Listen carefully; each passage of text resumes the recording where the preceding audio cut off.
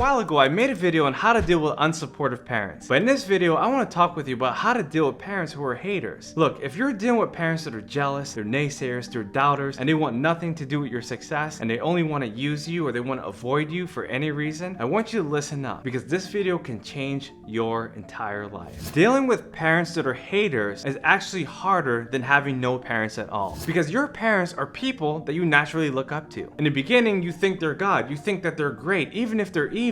But once you realize who they are, usually in your 20s and definitely by your 30s, you have to make certain decisions against them. Every single person in this world has to make a decision about whether their parents are right or wrong. And most of the times we want to think that our parents are right. That's a natural bias that we have. But what if our parents are very wrong? What if they're nefariously evil? What if they're so bad at being parents that you have to write them off completely? Now I know what some believers might be thinking. The 10 Commandments tell us that we must honor our parents at all times. But let me tell you what Jesus Christ said. He said, unless you're willing to leave your father, your mother, your brother, your sister, or anyone else, you cannot be my disciple. If you understand the magnitude of what that means, then you know that you're gonna have to make some serious decisions about your parents. Now I know that there will be instances where your family's split. Maybe your mom loves you, but your dad hates you. Or maybe your dad loves you, but your mom hates you. What do? Well, you have to decide.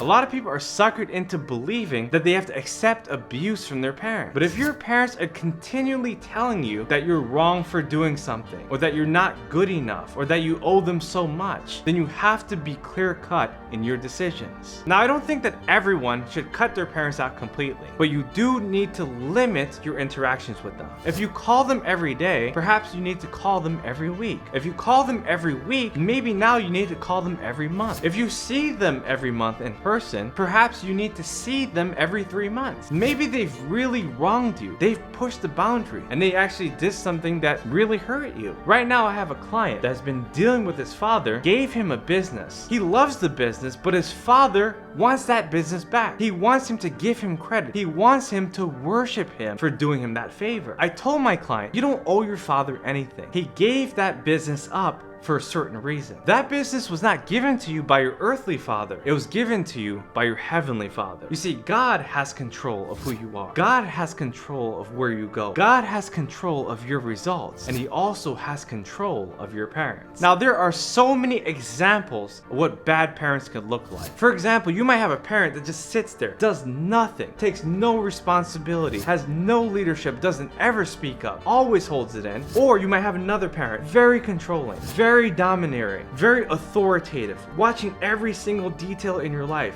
telling you every single thing they think you should do. You have to set boundaries. You have to be able to understand who these people really are and why they're trying to control certain areas of your life. Some parents just want to rot. Some parents will just let things happen. They'll let the problems perpetuate as long as they need to. Or maybe they're like the other parent. They call you, they hound you, they show up, they chase you down. You have to know how to deal with your parents. So assuming that you've done everything, you've talked to them on the phone for hours, you've visited them in person so many times, you've written them letters, and you've expressed every single thought and feeling that you have, and they still don't want to change, then you have to make a decision to either put them on suspension or cut them out completely from your life. You see, my friends, this is how you handle strife, especially if your parents hate you. My friends, I have so much to say about this topic. If you want to hear more, type yes in the comment section below and I'll make a part 2 of this video. For now, what I want you to do is subscribe to my YouTube channel, hit that notification button, and stay tuned for my upcoming videos, because I promise you they're only gonna get better. I'll see you guys next time.